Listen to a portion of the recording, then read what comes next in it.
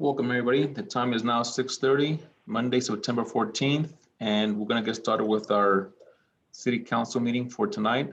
This is the 15th City Council meeting held via online conferencing application. All City Council members and city staff are participating from remote locations, and the meeting will continue as long as there is a quorum.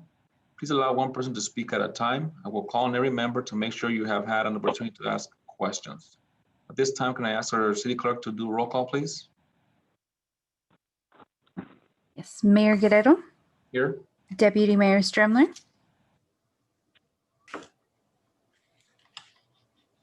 Deputy Mayor Stremler. I see he's here, maybe. Here. Okay, perfect. Counselor Farmer, Here. Counselor Henry. I'm here. Thank you. Counselor Restucci. Present. Thank you. Counselor Hicks, Here. Counselor Boersma. I'm here. Thank you. City Manager Casey, I'm here. City Clerk Renteria, I am here. Finance Director Alba. Here. Thank you. Fire Chief Anderson, I'm here. Police Chief Escalera, I'm here. Public Works Director Fisher. I'm here. Perfect. And I see that Kirk Ellis has signed on, just so you guys know. Thank you, Jackie. Next, we have a childhood cancer awareness proclamation. And I'll go ahead and get that proclamation read. Whereas childhood cancer is the leading cause of death among children, and whereas 80% of childhood cancer cases are diagnosed only after the disease has metastasized and spread to other areas of the body, and whereas 2/3 of childhood cancer patients will have long-lasting chronic conditions as a result of the treatment they go through, and whereas there has been a 24% increase in pediatric cancer cases over the last 40 years, equal to 43 children per day, or 15,780 children a year diagnosed with cancer in the United States. And whereas the National Cancer Institute recognized the unique research needs of childhood cancer and increased funding to conduct this research, the last 20 years, only 4 new drugs have been developed specifically to treat children with cancer. And whereas too many children are affected by this deadly disease, and more must be done to raise awareness and find a cure.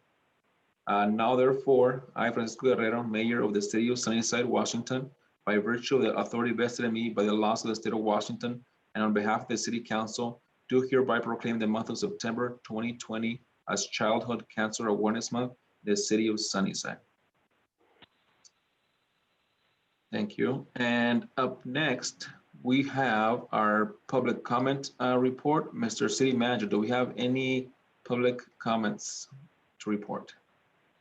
The city did not receive any public comments for this meeting. Thank you. Up next, we have our consent agenda, which includes approval of minutes of the August 22nd, 2020 budget retreat special meeting. Approve the payroll vouchers numbers 118802 through 118807, and wire transfers as listed for $555,000, $712.17 for the period ending on August 25th, 2020. Approve claim vouchers numbers 99697 through 99745, and wire transfers are listed for $295,527.78 for the period ending on August 29th, 2020. Claim vouchers numbers 99476 through 99785, and wire transfers as listed for $137,535.10 for the period ending on August 26th, 2020. Claim voucher numbers 99786 through 99816, and wire transfers as listed for $104,350.38 for the period ending on September 2nd, 2020. I will now call each council member to see if there's any questions or comments on the consent agenda, and we'll get started with Council Member Boersma. I have no questions or comments, sir. Thank you. Councilor Hicks?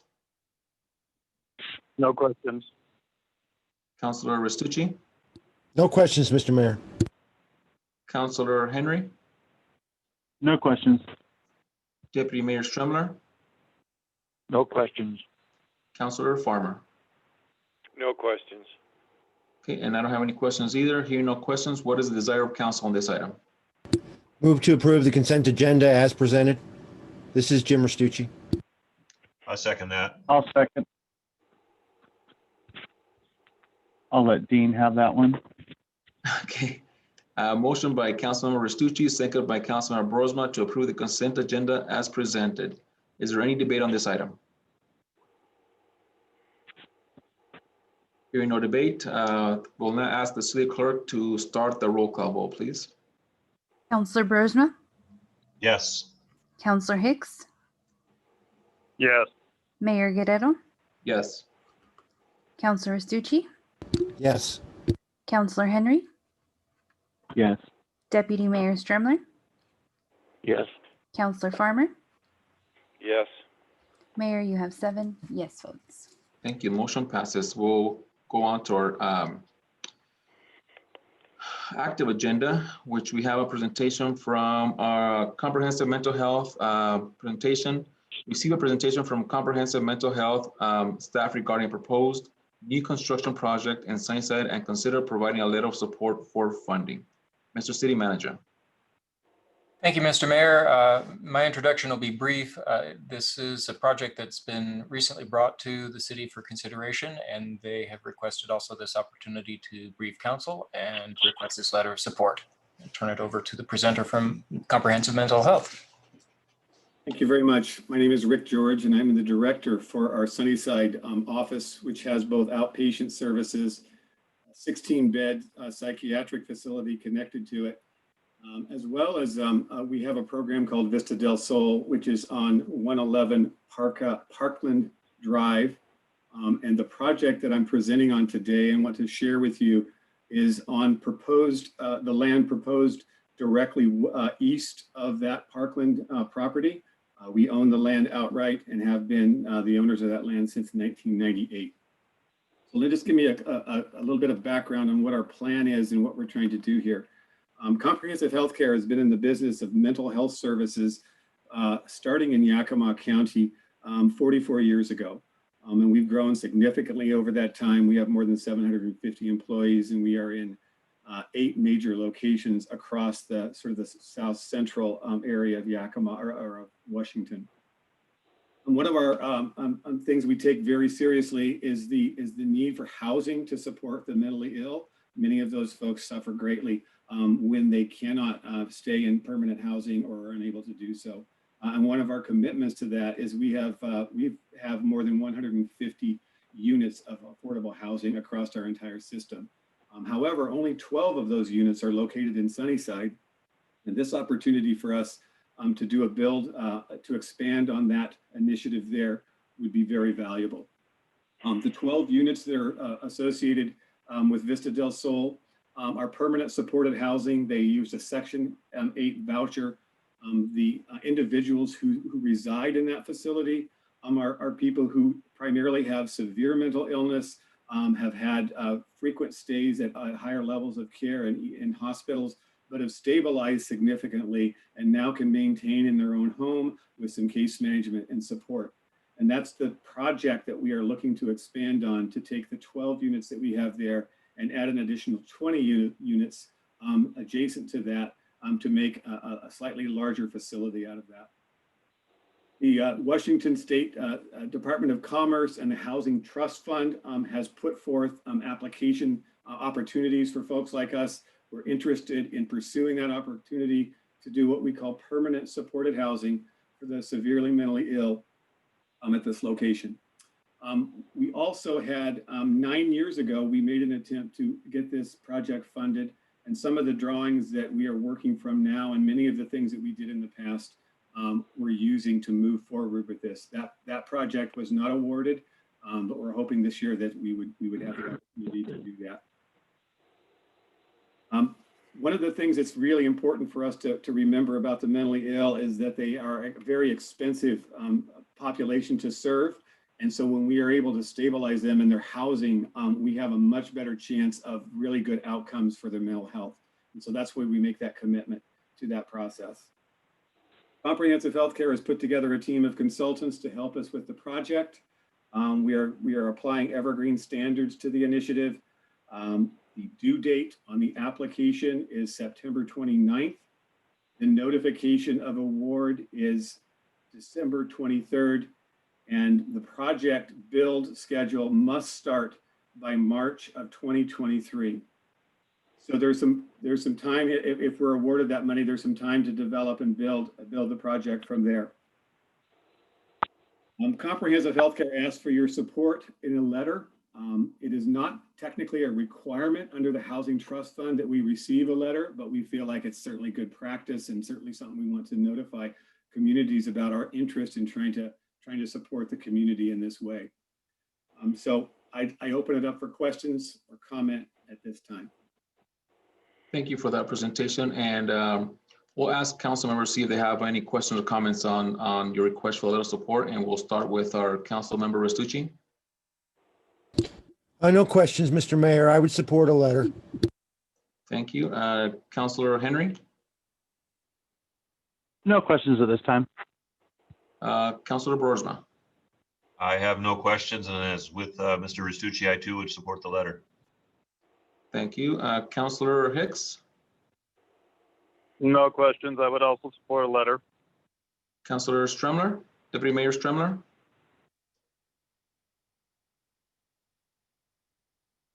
I think you're muted, Deputy Mayor. I see your microphone off. Okay, we'll come back to you. Councilor Farmer, No questions, and I would be in support of it also. thank you. Deputy Mayor Stremler, No questions. I would be in support of it. thank you. Okay, so sounds like we have overwhelming support for letter of support. So if you want to coordinate with our city manager and see what the letter is going to look like, and we'll definitely get that signed and get you the support that you're asking for, and hopefully it goes through this time. Well, City Council, I very much appreciate your help with this, and Mayor, thank you for facilitating this conversation. So thank you very much. Thank you very much. Okay. Actually, we have, it looks like it's an action item. So what is the desire of council on this item? Since we have overwhelming support, unless there's an objection, we'll go ahead and send the letter over to them. Okay, hearing no objection, so ordered. We'll get that letter typed up and ready for my signature, and we'll send it out to them. Thank you for your support on this item. Up next, we have Tourism Services Agreement. Receive a report from the Lodging Tax Advisory Committee on the changes to the Tourism Services Agreement. Mr. City Manager. Thank you, Mr. Mayor and members of council. This will be kind of a joint presentation by myself and by Councilor Broersma as the chair of the LTAC. Earlier this year, as we encountered the almost unprecedented circumstances of the pandemic and its effects on previously awarded and planned significant events, it brought to councils and the city's attention that there could be improvements and refinements in our standard contract language that would make more clear what the procedures and what the protections for the parties are in the event of an incident like this. And so working with the city attorney and using examples from other areas, language was developed. It was brought to the LTAC for consideration. In brief, it tightens up some of the language on reimbursements, makes more clear the kinds of expenses that would be eligible, and then at the very end adds a force majeure clause, which is kind of a standard format of language that addresses the city's responsibilities in the event of a major event or incident or crisis that forces the city to cancel an event and makes the city not responsible for any loss of resources or damages. The committee had a chance to review and discuss this, and I would invite Councilor Broersma to speak, add any further comments from the committee or from his perspective. Thank you, Mr. City Manager. We obviously have learned some things over the course of this year. This year was a year that was unexpected and would I say unprecedented as well. We've never had events like this that has had such an impact on all of our events. And so early on, the city manager and members of the LTAC committee realized that some changes were necessary in the contract, both to make things a little more clear to the parties awarded the contract, as well as to protect the city. And so the city manager and the legal department got together and did a lot of work on this. And I think they've come up with a pretty good form, I guess agreement, I guess would be the better word. And the LTAC committee was pleased by what they saw and sends this onward as a recommendation to council. Okay, thank you. So we'll go ahead and go down the list and see if there's any questions that one or both of you might be able to answer. So we'll start with our council member, Henry. No questions at this time. Councilor Farmer, No questions at this time. Councilor Restucci, No questions at this time, Mr. Mayor. Just want to thank the LTAC for the work that they did. This is good stuff. thank you.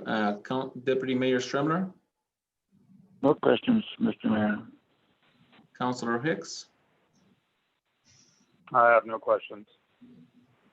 Okay, so I just have one question. So I think you mentioned that force majeure. So that's if this year was to repeat next year, as far as somebody paying a ban, for example, since that's something that happened this past year, and the government shuts down any public events, at that point, basically the city wouldn't be forced to reimburse that expense because it was out of our control. Is that how that works? In effect, and part of what we also discussed with the members of the LTAC is that this is a fairly common practice for event sponsors and organizers to have similar protections for themselves in the agreements they have with performing artists or with other venues. It recognizes that sometimes events completely outside of their control and on sometimes very short notice can occur that we don't want to leave any of the parties, in the organizing process unprotected or left holding the bag, if you will, for unforeseen expenses that simply aren't going to be sustainable. So yes, this would help kind of narrow the exposure of both the city and if those who are awarded these contracts in turn do that with their artists and vendors, would limit their exposure as well. Yeah, thank you for that clarification. Okay, so everyone had a chance to look at this. Sounds like it's a good document. Got reviewed through legal, so we'll be attaching this to all the contracts that we issued to our different sponsored events, and we'll move forward. Did I hear somebody want to say something? This is Councilman Farmer talking. Go right ahead, sir. Maybe I misunderstood just a little bit here. Where would be the cutoff date that the city would be responsible to the vendor or the venue for expenses if the event was closed? What would trigger the cutoff date? That's a good question. There's no cutoff date set in the contract. Any action by an outside entity, such as State Public Department of Health or the local public health officer, or by an order of the governor, whether it's 2 weeks before or 2 months before, could trigger the force majeure clause. So it's not limited to events only in a certain time. It's the fact that something outside of our control forced the cancellation of an event and then holds the city not responsible for losses of money or damages as a result. So if somebody, if one of our vendors were to pay in advance or pay some kind of a deposit for some kind of a service, and then 2 weeks after they paid for that happening, the city would be responsible for reimbursing the expense. Is that correct? Is that what we're saying here? I'm not sure I'm following the scenario. If the city has awarded the contract, the organizer who has been awarded the contract then enters into an agreement with a third party for performance or services. Is that the scenario? Yes, that would be the scenario.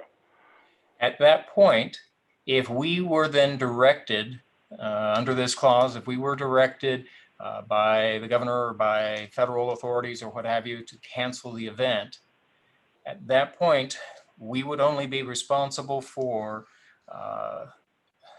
the expense as it existed, but we would not be responsible for other losses or the loss of that deposit unless that vendor, or excuse me, unless the organizer had a similar arrangement with that vendor. We would not be obligated to reimburse.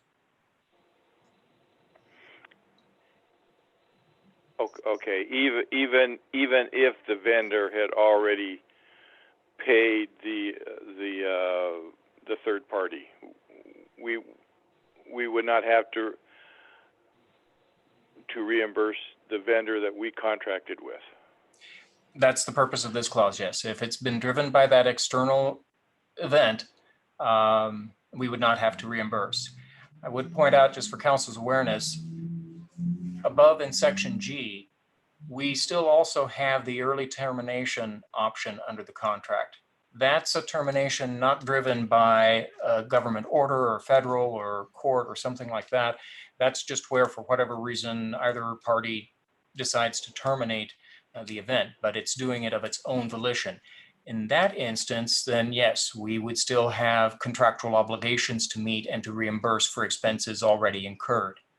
But in the extraordinary event where we're forced by an external party to cancel an event because of a disaster or because of, in this case, a pandemic, we're ordered by a health district or by the governor to cancel events, then the force majeure clause would kick in and we would not be responsible for any obligations. Thank you. Council members, additional questions or comments on this item?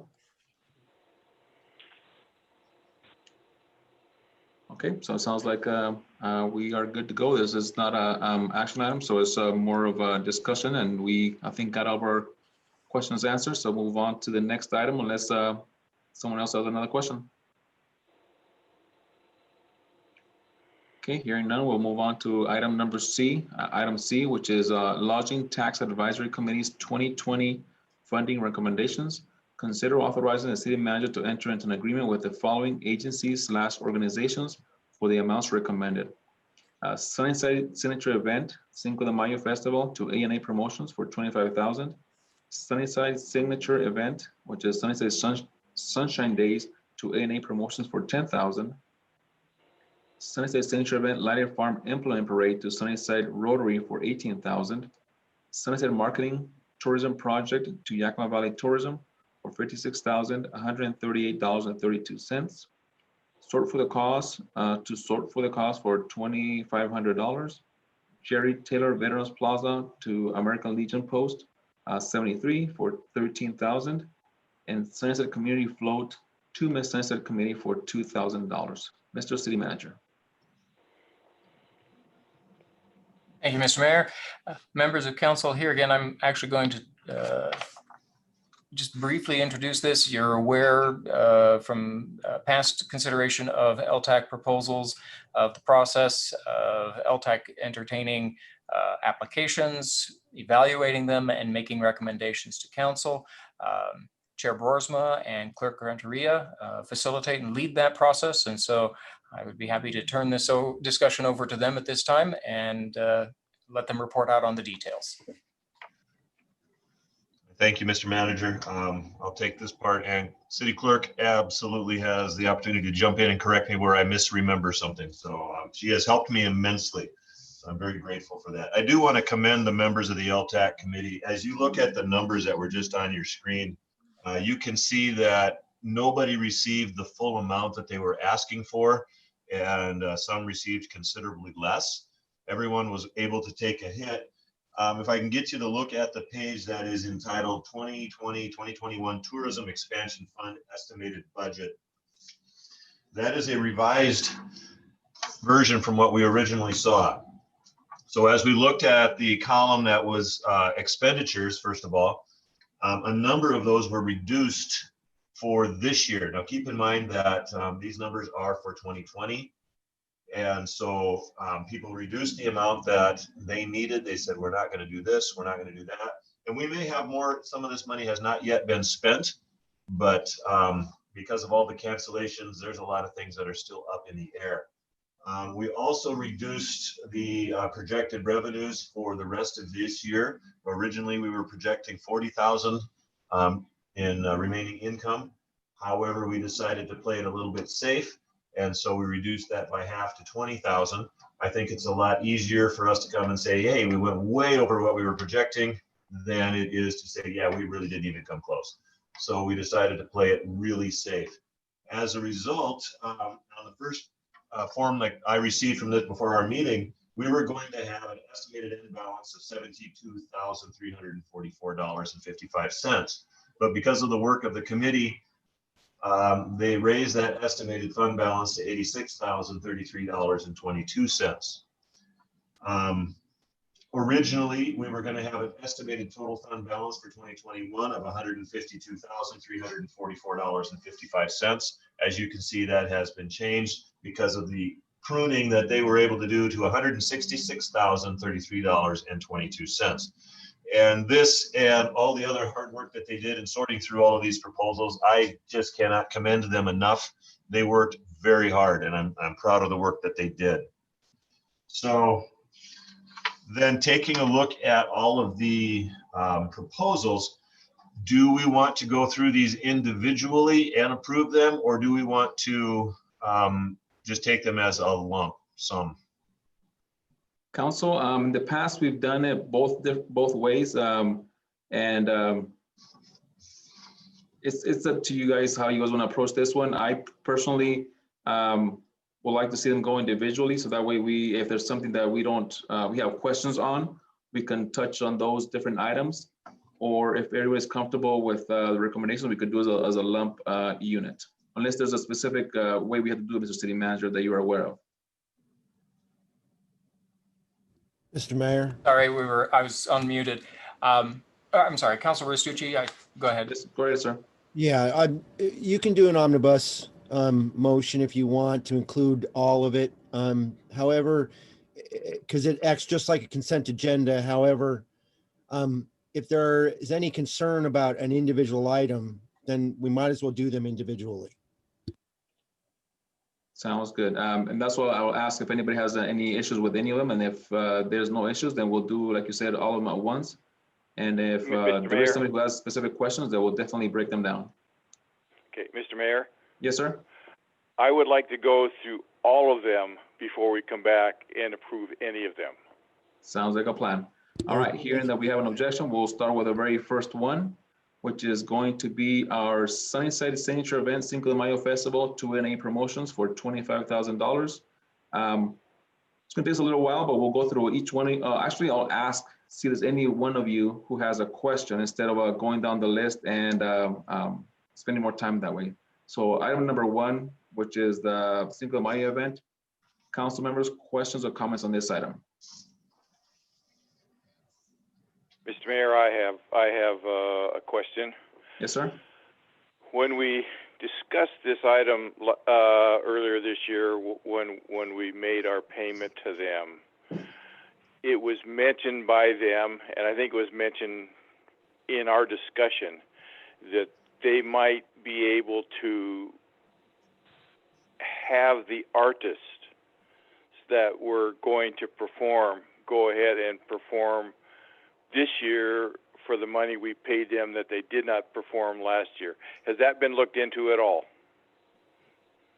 Mr. City Manager, do you have an answer for that one? I do not. I don't know if that was discussed during the LTAC presentation from the proposer. It was. So the proposer was A&A Promotions, and they are trying to take every step possible to retain the artists that they had for this past year that were unable to perform. And so where that's going to go on funding, we're not 100% sure, but she is trying to get that for no more than what we would have proposed for the 2020 season. Okay. Does that help? That helps. Okay. Okay, council members, additional questions or comments on this specific item? Okay, hearing none, we'll do a motion to, what's the desire of council on this item?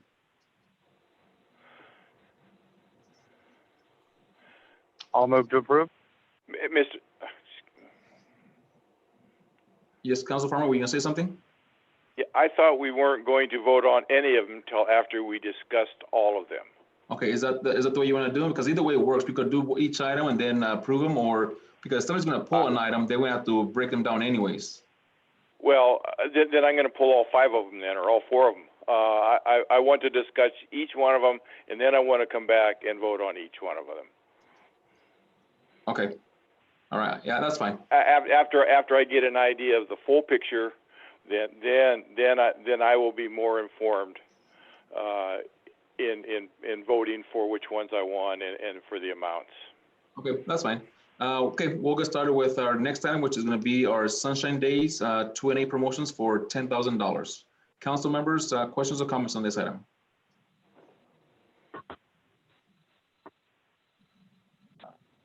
Hearing no questions or comments, we'll move on to our next item, which is going to be our Sunnyside Farm Emblem Parade to the Rotary Club for $18,000. Questions or comments?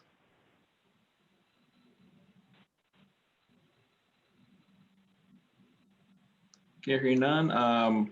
Marketing tourism project to Yakima Valley Tourism for $56,138.32. Questions or comments on this item? Mr. Mayor, I have some comments here. Go right ahead, sir. As being the newbie on the council, all I can say is what I have seen in the year before this year. As they have sent out their brochures with their events listed from different communities, I thought we were grossly underserved compared to what other cities had advertised. Now, that might be our fault, I don't know, but I thought we were grossly underserved in getting our message out through the pamphlets and magazines that they published, and I just don't. I wasn't real happy. Okay, Deputy Mayor Boersma, do you know what all was going to be included in the package? Okay, that should be in the packet that we've received. I think it might be sideways. It was in the packet. It should all be in the packet. And honestly, as per Mr. Farmer's question, I don't know what other cities spend on advertising. That was not a question that came up. We didn't compare with any other cities in Yakima County or anywhere in the valley. So I don't honestly have the answer to that question, but we did have 2 representatives at our meetings to explain and answer any question that we did have.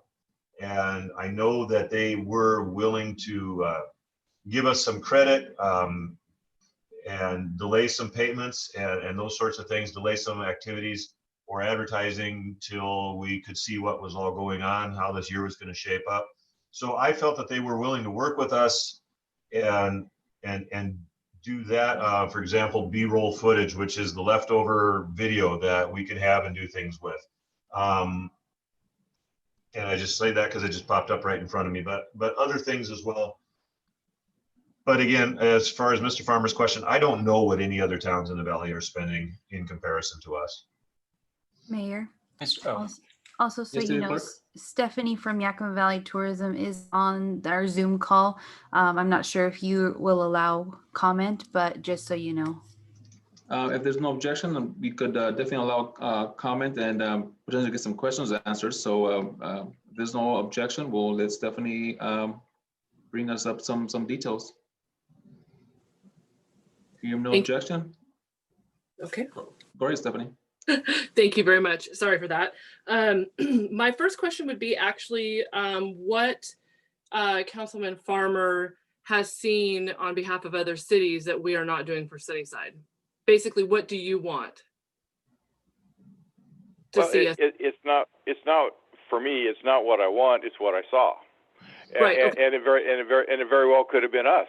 I don't know, but I know we had some pretty significant events and they weren't covered very well. I didn't think in the brochures that went out.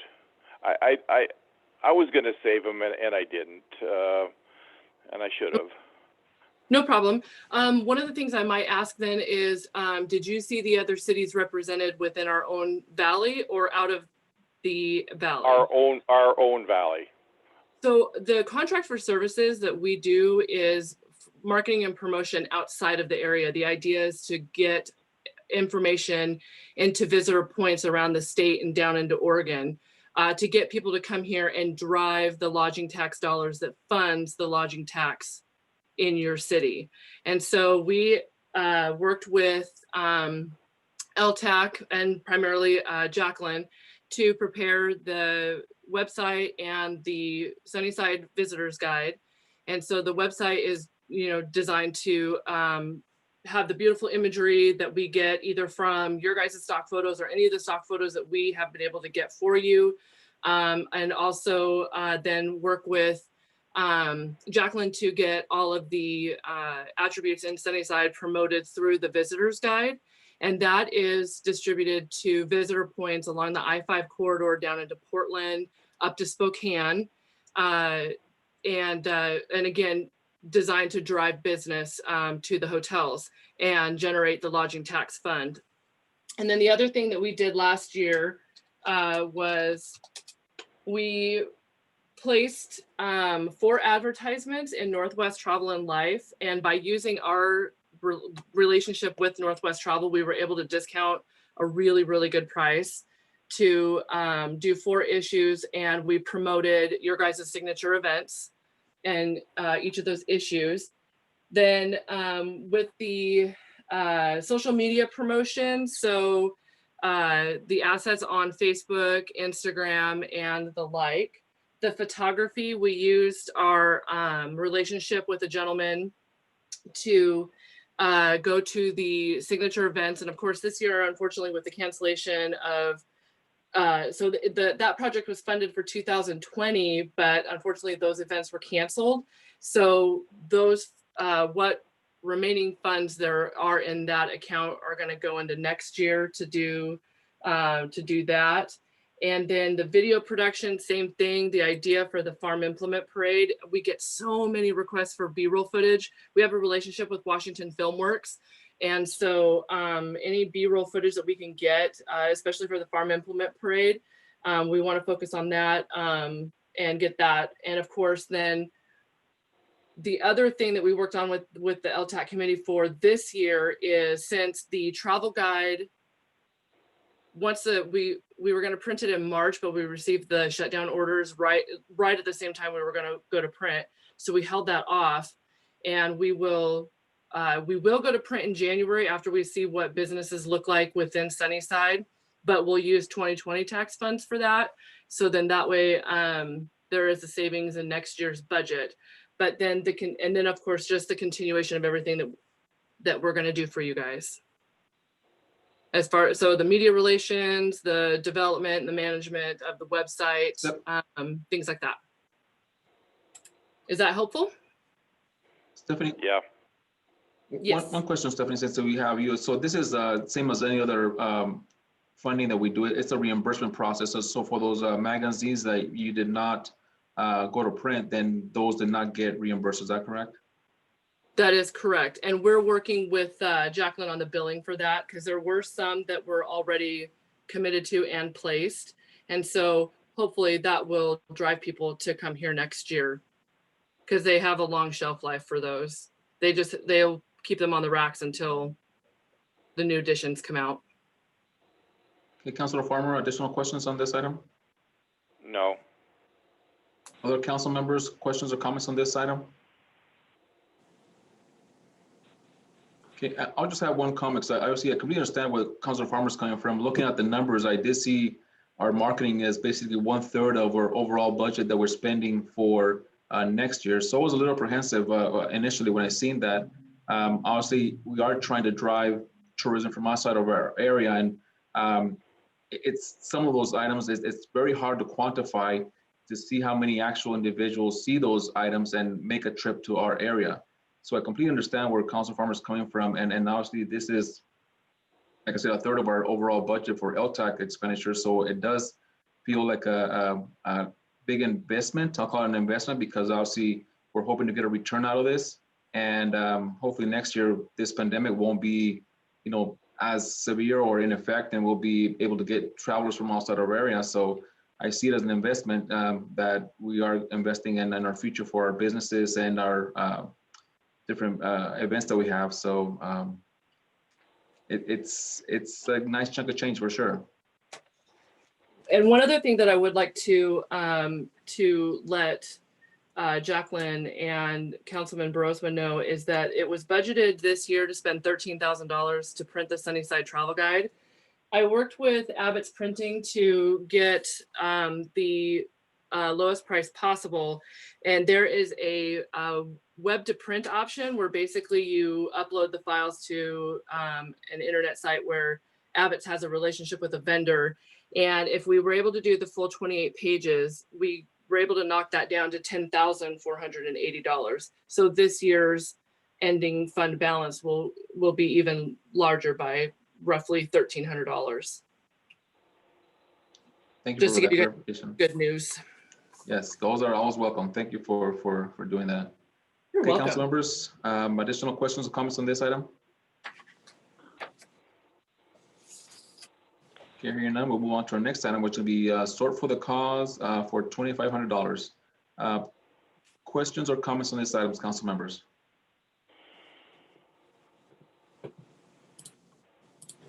Okay, hearing none, we'll move on to our next one, which is going to be Jerry Taylor's Veterans Plaza to American Legion Post 73 for $13,000. Council members, questions or comments?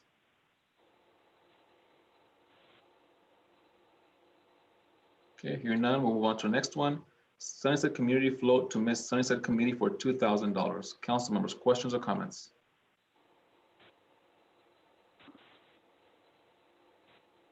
Okay, hearing none. All right, council, so do you want to do this as a group since we had a chance to discuss and get questions answered, or do you want to do them individually? Mr. Mayor? Yes, sir. I have another question. This is Councilman Farmer. Go right ahead.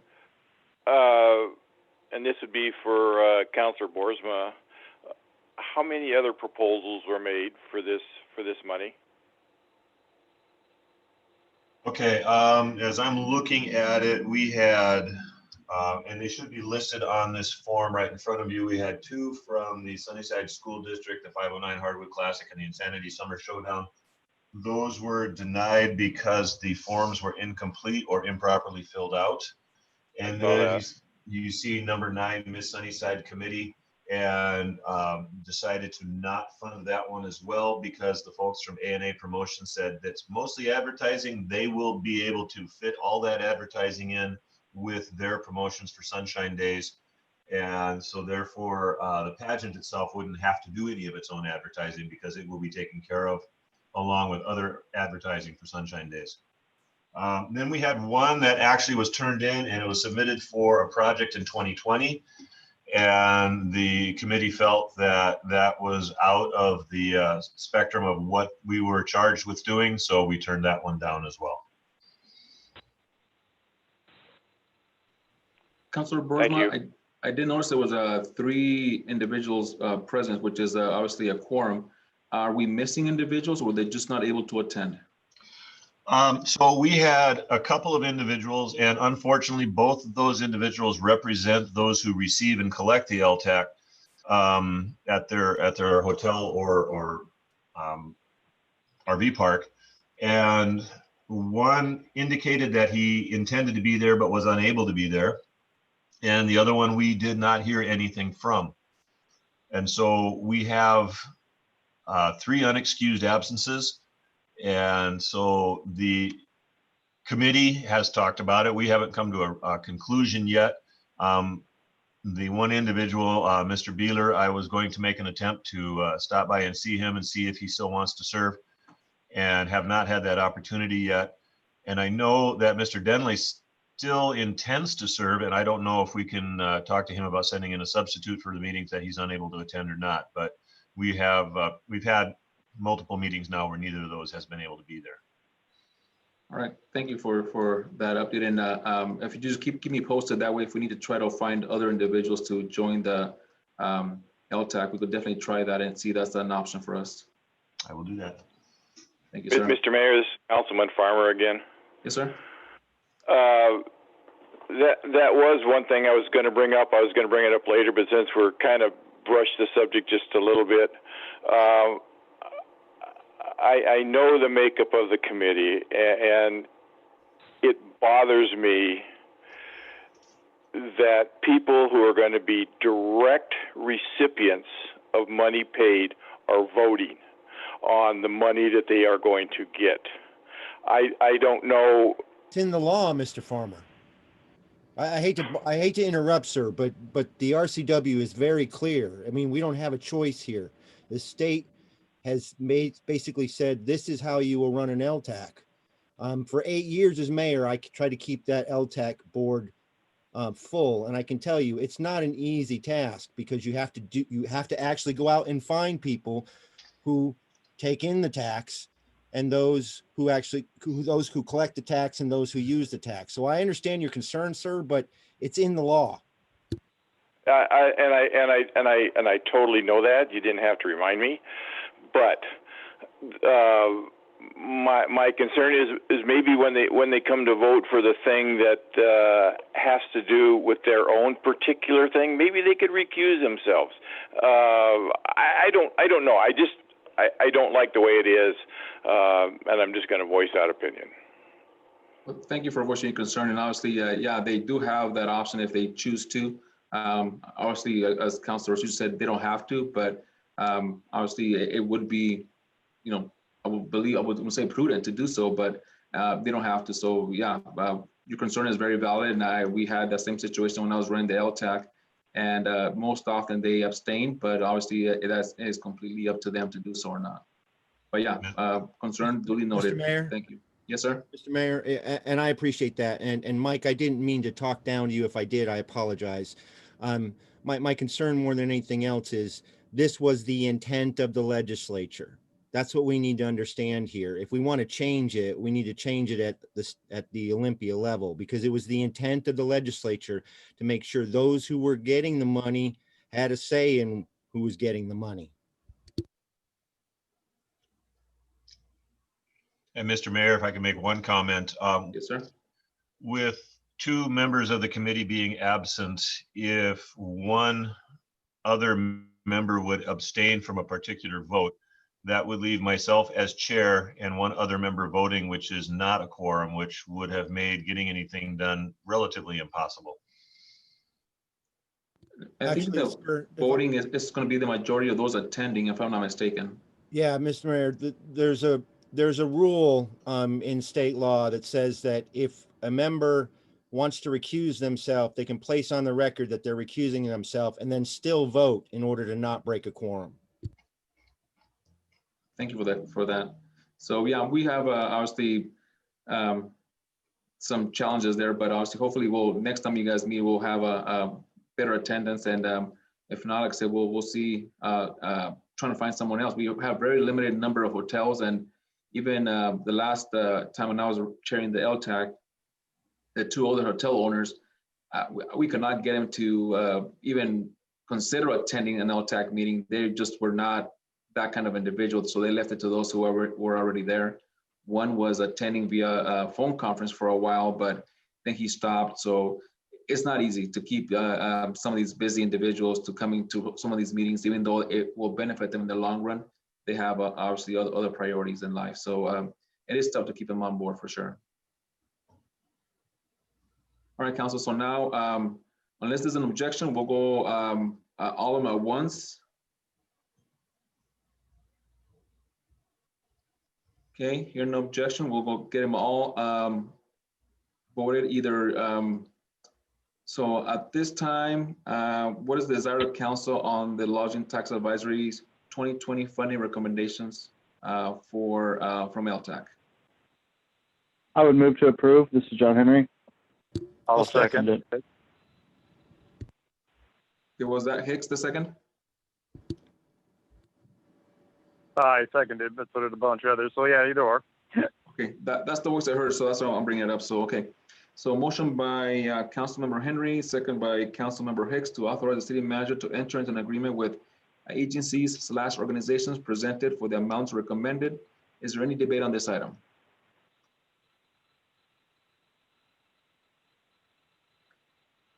Hearing no debate, we'll now ask the city clerk to start the roll call vote.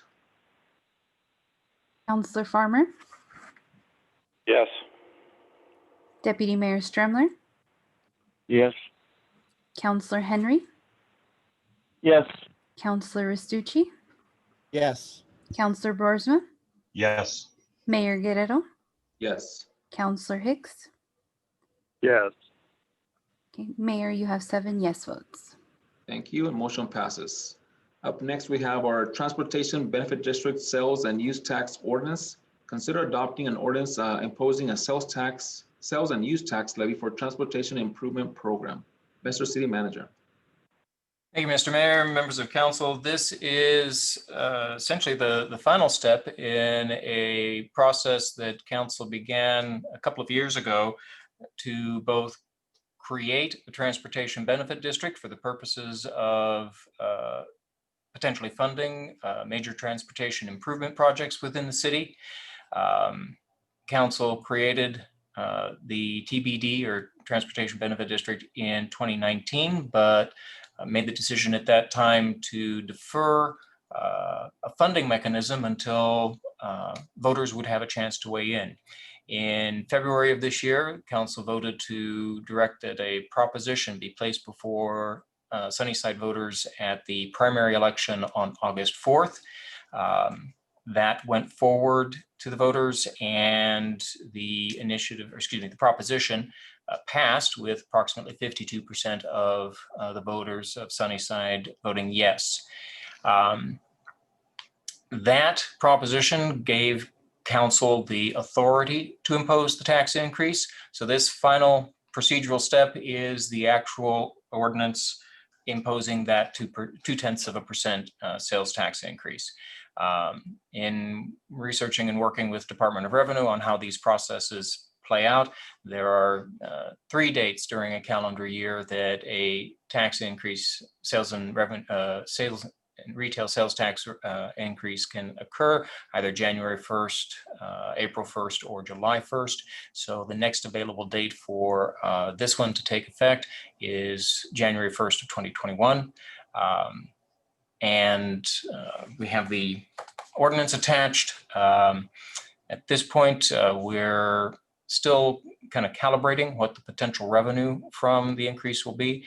Previous estimates had indicated it would generate approximately $400,000 annually.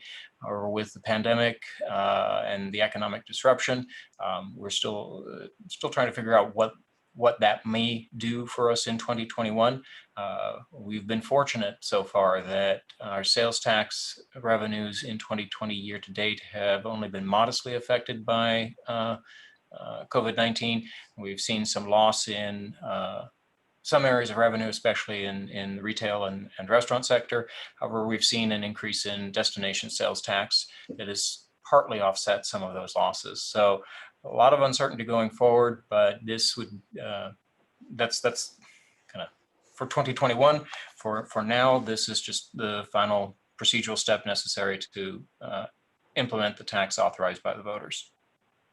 Thank you, Mr. City Manager. And we'll go down the list and see if there's any questions or comments on this item. And we'll start with Councilmember Hicks. No questions on it. Councilor Farmer, No. Councilor Restucci. No questions, Mr. Mayor, but I would like to make a quick statement. As the State Transportation Commissioner for Eastern Washington, I'm glad to see that the people of Sunnyside were smart enough to vote for this, because it's going to get worse before it gets better, Mr. Mayor. And currently, right now, the state's looking at a $6 billion deficit, and so they're going to do what they normally do. And when the legislature comes back in January, we're going to take it on the chin. Unfortunately, cities always do, and they're going to have some way to fill that gap. And so I'm really glad that we've got some funding that's going to be sustainable funding, that's going to be able to be used for projects that we wouldn't be able to get the state and federal transportation dollars for. Thank you. Deputy Mayor Stremler. No comments. Councilor Boersma. Echo what Mr. Restucci said. Let's get this going and help in our city. Thank you. Councilor Henry. No questions, thank you. Okay, and I'll just say the same thing. Basically, we are lucky that our citizens are voted for this, and we'll definitely put it to good use and make sure that we take advantage of some match options that we would have with this, and hopefully magnify those dollars and make them make even better use of matching funds to be able to use some of this local revenue that we're going to be getting through this 2/10 tax. So thank you all involved, and I'm looking forward to 2021 getting some of those funds in our coffers and put them to good use. So thank you, everyone. What is the desire of council on this item? Move to approve. I was second. This is Doug. Okay, motion by Councilmember Restucci, second by Councilmember Henry, to adopt an ordinance imposing a sales and use tax levy for transportation improvement programs. Ms. City Clerk, will you do roll call, please, on this? Debate, Mr. Mayor. I'm sorry, yes, thank you. Any debate on this item? No debate, Mr. Mayor. Just once again, want to thank council. Appreciate their support for this as well. Those of you know, this has been my baby for many years now, and so I'm really excited that we were able to get this adopted. Okay, Ms. City Clerk, will you do roll call? Okay, Councillor Hicks, Yes. Councillor Farmer, Yes. Councillor Restucci, Yes. Deputy Mayor Stremler, Yes. Mayor Guerrero, Yes. Councillor Boersma, Yes. Councillor Henry. Yes. Mayor, you have 7 yes votes. Motion passes. Thank you, council. Up next, we have items from council members. Let me see, council request status report, Mr. City Manager.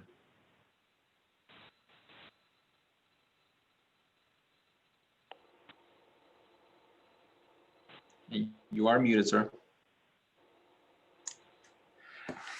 Thank you. Yep, that worked. I met with the leadership team on this.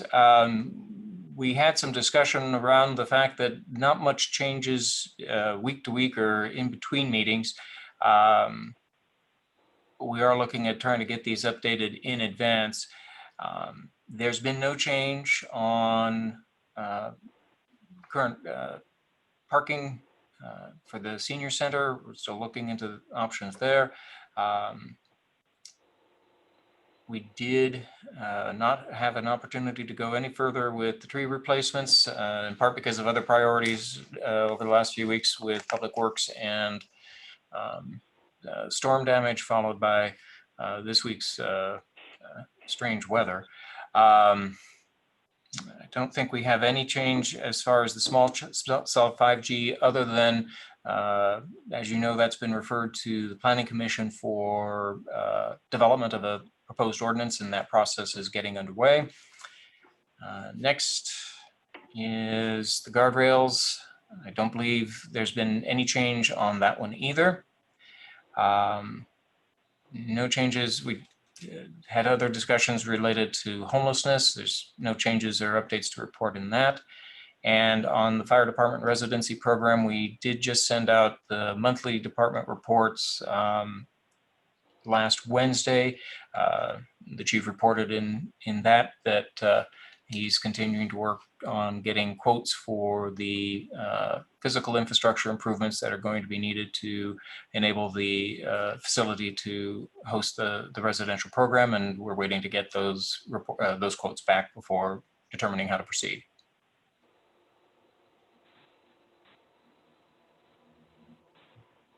Okay, council members, any additional items to go on to our council request status report?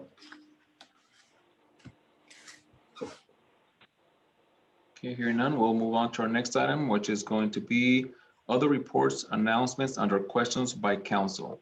We'll start with Councilor Henry.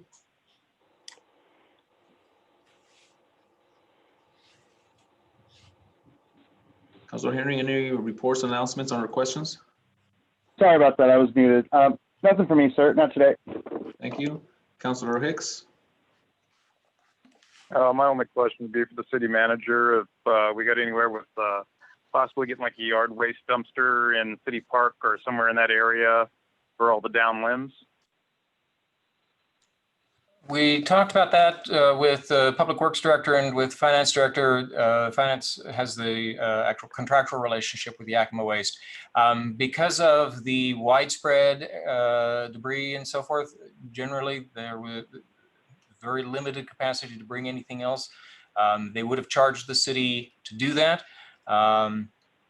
If they had capacity or had dumpsters to free up, and generally the direction was to keep putting it and breaking it down and trying to put it into existing waste receptacles.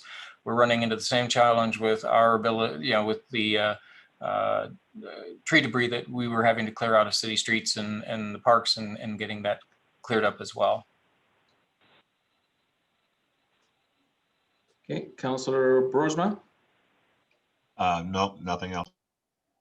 Okay, Councilor Farmer. I do have one, probably at least once or twice a month. I get questioned about our dog ordinance, dogs and cats running loose. I did have a citizen contact me a few weeks ago that had a pit bull chasing a cat in his yard. It wasn't his pit bull and it wasn't his cat, but he tried to maybe step in and save the cat, and the pit bull showed some aggression towards him, a little bit of an aggression. Called the police department. He was notified that he needed to call the Humane Society. Humane Society, their guy was probably out on COVID.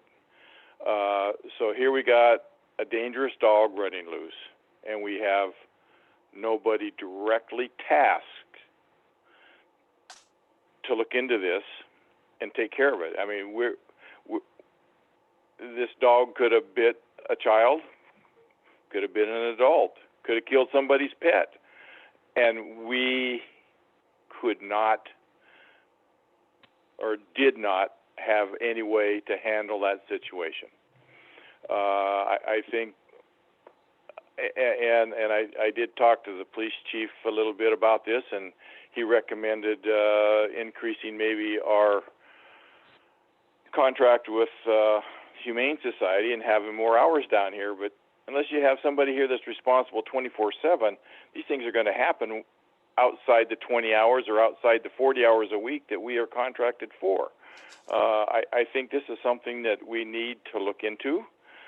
We need to have some kind of a protocol set up to where if we have a dangerous dog or loose dogs running around and it's not within the 20 or the 40 hours that the Humane Society spends here, we need to be able to do something about that.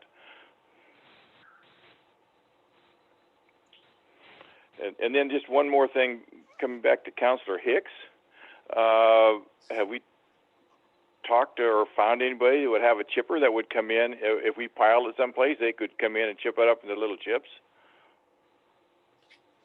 That would be a thought I would have there. Okay. Thank you. Councilor Restucci?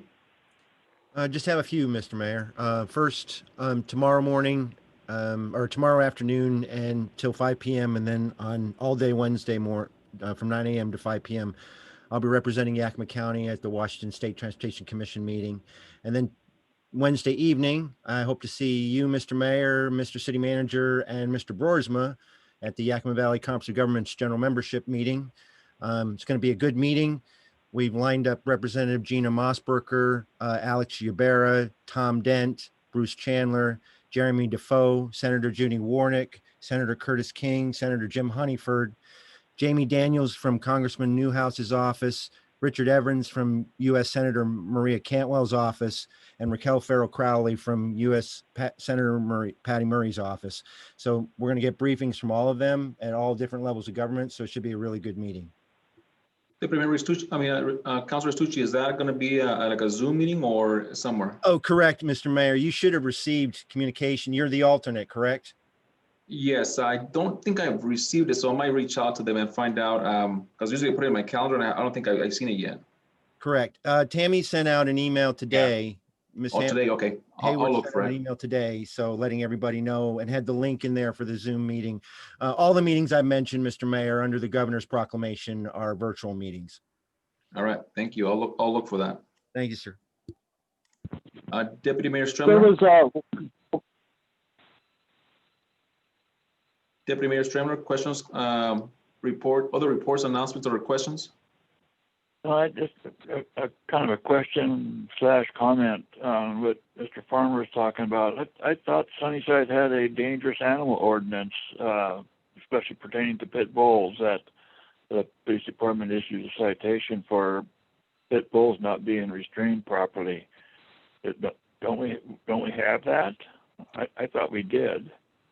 Mr. City Manager, you aware of any SMC regarding dangerous animals?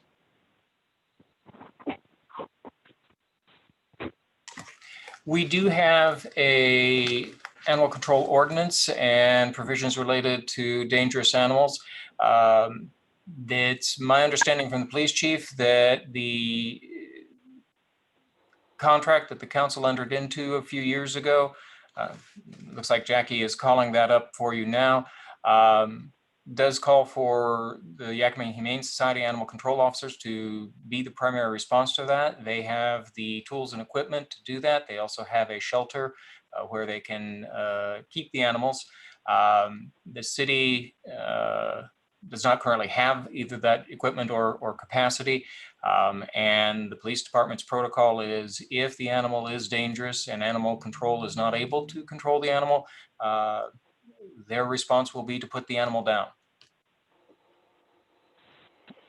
That wasn't my question. I guess my question was, it was my understanding that the owners of the dangerous animal receive a citation from Sunnyside PD for letting the animal be at large. That I'm not familiar with. I'll follow up with the chief on that and see if there's something else that we're missing. Because I know I've had pit bulls in my yard before, and supposedly the owners of them receive citations for letting their dangerous animals get loose. Okay. All right, thank you. Next, was that it, Deputy Mayor Stremler? That was it. Okay. I had one thing I forgot about. This is John Henry. Right, I sir. was going to mention that the Yakima Valley Highway and Maple Grove sign was blown down and the windstorm was on the side of the road. However, I watched this just yesterday, someone pick that sign up and steal it. and a gray van. So we'll probably need to get one of those before too long. So check that out. Was There's that the also some one, graffiti. What's that? was that the What's that, one guiding the wineries, or what sign was it? It was the actual Yakima Valley Highway Maple Grove green signs. Got it. The one on top of the stop sign. The But it street was, signs. you're right, it's right above the winery thing there, yeah. Okay. I was gonna mention it tonight that it was blown down, but just yesterday, someone stole it in a gray van, some gal in purple pants is all I saw. Also, I saw some graffiti on a house on Bagley. I don't get the exact address, but it's about halfway down between County Line and North Road, Han Road. Someone's doing construction on it, but it looks like it got hit pretty hard, so I know we're supposed to mention anytime we see graffiti in town, so. That's all I got. Thank you. Mr. Thank Mayor, you. Yes, sir. if I could speak to Councilor Henry real quick. John, are you using the city's app online so that when you take a photo, it automatically gives you GPS coordinates? Like this very minute, or No, have I in like the when you're, past? like when you see graffiti. I am not. I just mentioned, I usually just text it to city manager. Oh, gotcha. Okay. I usually take a picture of it and then just send it to him. Gotcha. Okay. But what are you talking about? That sounds convenient. I would like to maybe get up on that. Yeah, So the city clerk has on the screen for everyone right now, on the city's homepage, there's an icon to report a concern. When you click on that, it allows you to submit requests for information to code enforcement, to actually, Jackie, I'll ask you to go back one. There we go, code enforcement, or to Public Works, or an issue with the streetlights and so forth. And you just need to create an account there, and then you can log in, create requests for service. That's open to the public as well as certainly council members. You can attach photos and. And it's quite And convenient. that's under the serving residents part, or the councils and commissions part? It's on the main homepage. And there's the group of icons just above the video tour of Sunnyside, below the picture. And it's got the municipal code where you can make online payments. And then on the far right, it's report a concern. Oh, I see it right there. Okay, right next to city projects. Okay, I see it. I had to turn my monitor around there. I see it. Okay, cool. Yeah, I use it all the time, John. I think it's a great tool. I agree. I use it All quite right. often, and I I like the appreciate fact that that. they give you feedback on, they tell you when it's done or what they're working on it. So it is quite convenient. Well, I appreciate that, guys. Thank you very much. All right, Council. So I have a couple of different items. We received a letter from the Department of Ecology congratulating the Sunnyside Water Treatment Plant for receiving the 2019 Wastewater Treatment Plant Outstanding Performance Award for 2019. And they talk about the talented and proficient operators that are critical to successful plant operation and protecting the health of Washington's waters. It says your excellent record is it's critical to the dedicated operators who are responsible for running the award-winning Sunnyside Wastewater Treatment Plant. So they will be announcing the 2019 award recipients, which includes Sunnyside, in the coming weeks. So we'll look forward to having that. And I just want to say good job to the wastewater treatment department and guys and everybody that's involved in that, because obviously having an award of over 300 and some 125 that received full compliance. So it's a great achievement for them. So City Manager, if you don't mind passing our, at least mine, great job, kudos type of thing for them. So that way they know that we are thankful for the hard work they do over there. Very happy to. Thank you and appreciate the honor. Up next, I have just a report that I got selected to be part of the MRSC board for the next coming 2 years. So we are meeting, the very first meeting is going to be coming up this Friday, the 18th, and it'll be a virtual meeting. So I'll be taking part in that. I have been kind of not taking on board responsibilities, but I felt like this one was an important one. So when I was reached out by MRSC and asked to submit an application, I went ahead and did so. So just to let you guys know, I'll be taking part of that. It's meets quarterly.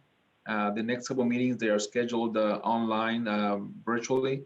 And after that, they have tentatively scheduled those in the Seattle area, which they will be covering any expense associated with that. So I'm looking forward to taking part on that, and I want to keep you in the loop of that. So I'll be taking part of this Friday coming up.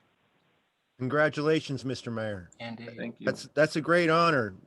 Council members, Municipal Research Service Center helps every city in the state, has a great connection with the Association of Washington Cities, and a great partnership with other state agencies as well. So good job, Mr. Mayor. Thank you, sir. Up next, I have I received an email from Ashley, the executive assistant for People in Yakima, requesting a letter of support. This is the second one I received. The last one I received was a little late for us to discuss, and this one, the email just came today at 4. So I wanted to see if council had any objection of us providing a letter of support for these this institution. They're asking for, they're going to be applying for grant funding for 2021. From July 1st, 2021 through June 30th, 2025, and is to support the lack of local transportation options for many of our residents, the critical need to provide transportation services for individuals to access healthcare, education, employment, social services, nutrition, shopping, and other basic services. The rising cost of fuel has dramatically impacted low-income and fixed-income individuals that live in remote rural locations. And so this is basically, they're trying to get funding for the next four years, it looks like, and they're asking for a little support from us. So unless somebody has an objection, I'd like to get this letter also sent over to them.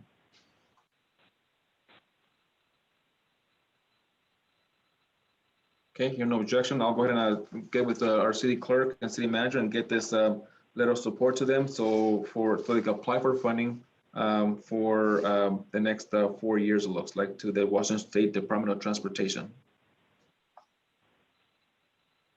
That's all I have. So unless someone else has another report or announcement or question, we'll move on to our next item, which is going to be our upcoming council meetings. Mr. City Manager.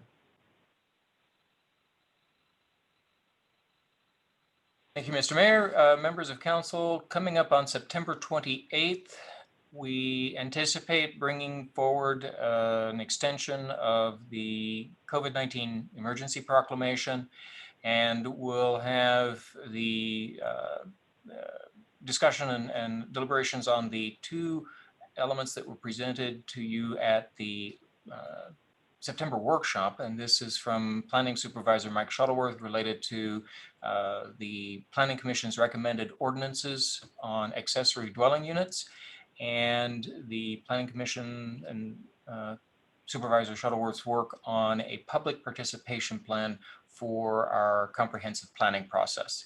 And at this time, those are the things we currently see on the agenda for that meeting.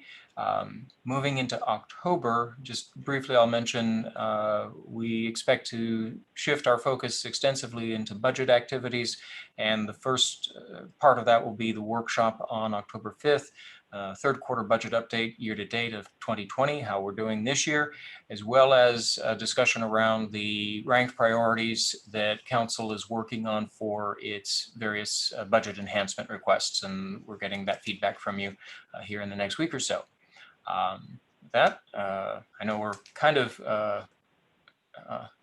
going a little long tonight, so and I know we've still got another item coming up on the agenda, so I'll just summarize it with that. Oh, and Mayor, you are muted. Thank you, Mr. City Manager. Okay, so up next we have items from department managers, items from city manager and department heads. All right, thank you. I'm just going to go over a couple of items quickly. I know council is aware of some of this information, but also wanted to make sure to share it for the public as well.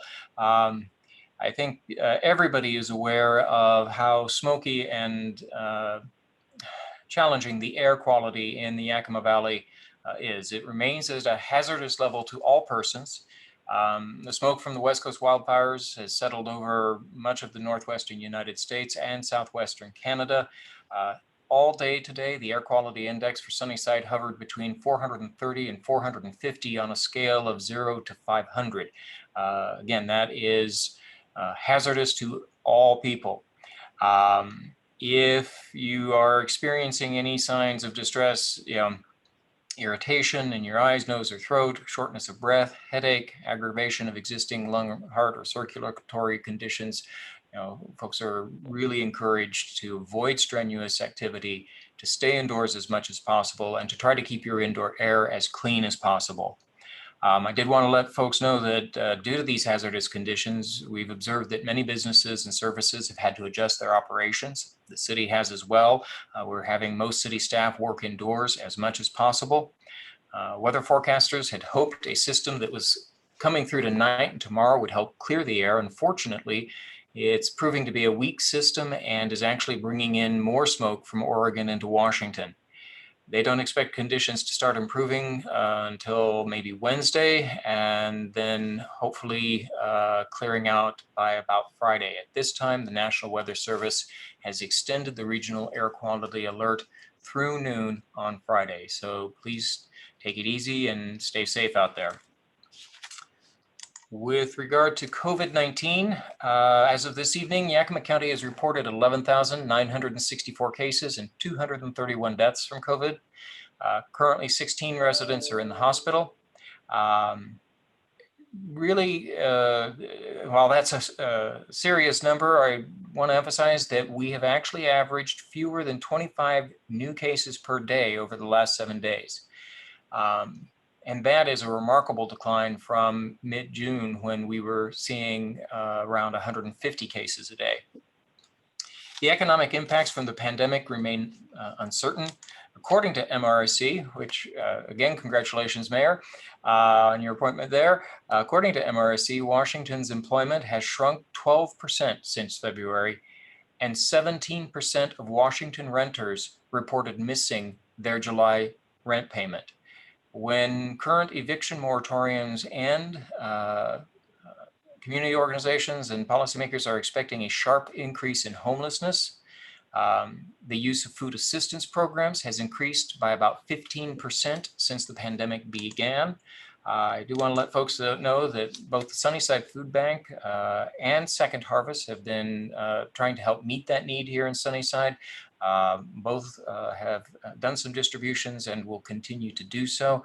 I think right now, Sunnyside Food Bank's doing over 300 boxes of food every Friday morning, and Second Harvest is going to come in about twice a month. They're hoping to do between 300 and 500 boxes of food for families when they come in. And then Finance Director Alba and I are also in early conversations with other county and city officials on potential ways to get additional CARES Act financial assistance to the small businesses that have been closed or adversely impacted by the pandemic.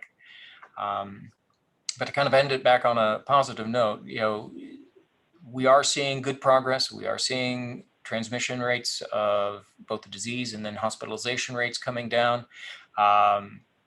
It may be several months before a vaccine can bring COVID under control. So until then, health officials urge Yakima Valley communities just to keep up the great work in bringing our numbers down.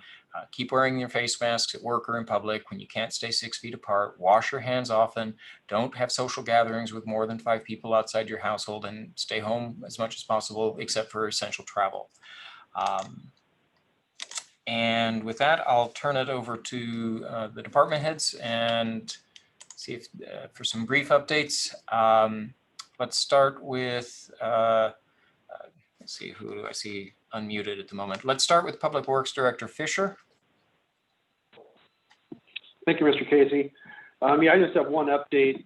As people may see, we've got some traffic counts started today. YVCOG has taken on that task with all the cities in the valley. I think they eventually will do about 21 counts but you'll see their tubes and boxes around town at certain intersections and parts of our commerce area where they'll be doing counts. And that's all I have.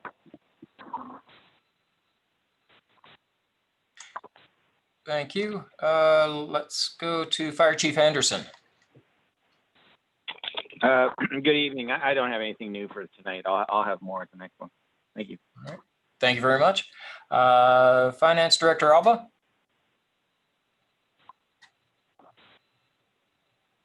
Good evening. I have a couple updates. We're preparing the final documents on the financial and single audit. They have completed their work. So far, I'm waiting on one item, and it looks like we may not have any findings this year, which is quite a blessing, but I'm still crossing my fingers on that last item just to make sure it passes.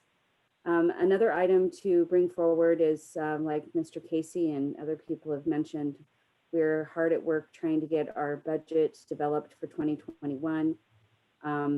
There are very many unknown factors and things that we have to consider.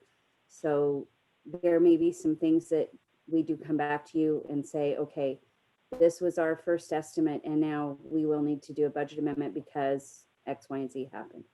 So I want you to be prepared for that in 2021, that we may be looking at a monthly review and coming back and saying, okay, this is what's happening now. And then lastly, in the finance department, we are experiencing very many people that are having difficulty with the children at school and trying to homeschool, basically.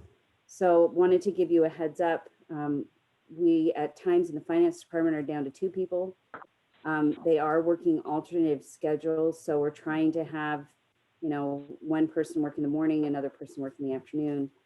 But the school's pretty rigid on what time you're supposed to be there and when your kids are supposed to show up. So they are having difficulty in, managing that, but we're all gonna pull together and make sure that we get the job done that needs to be done. So that's all I have.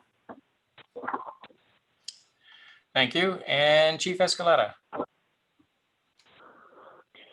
Good evening, everybody. We, at the police department, we just recently hired another police officer to fill one of the 5 vacancies that we have. He starts on the 21st, so we're very anxious and excited to have him on board. We also are going to be starting our interview process for the administrative assistant position that we have open, and that will begin tomorrow, and we'll go for 2 days. And we had an overwhelming response to that position to where we had to basically close down the advertising for that position, the announcement a week and a half early. So we're very confident that we'll find somebody good out of that, and we look forward to starting that tomorrow morning. Other than that, I have nothing else. Thank you. Okay. And Clerk Renteria, do you have anything further? Nothing. All right. Just, I guess, just a reminder for the public to continue to fill out the census if you haven't. You can do that by phone, online, or mailing in your form. Very good. Thank you for that reminder. That wraps it up for the staff reports. Yeah, thank you, Mr. City Manager. And up next, we are coming up with an executive session for 45 minutes. We will enter into the executive session for 45 minutes with RCW 42.30.110 parenthesis 1 parenthesis I to discuss with legal counsel representing the agency matters relating to agency enforcement actions, or to discuss the legal counsel representing the agency litigation or potential litigation to which the agency, the governing body, or a member acting in an official capacity is or is likely to become a party, when public knowledge regarding the discussion is likely to result in the adverse legal or financial consequence to the agency. So everyone except City Council, City Attorney, and City Manager Casey will be placed in the waiting room of the Zoom call, and the meeting recording will be paused. And the time is now, by the time we get to this, will be 8 p.m. So we'll go ahead and, Jackie, if you can do that for us, and that way we can have our group take on this executive session. Mr. Mayor, if I may.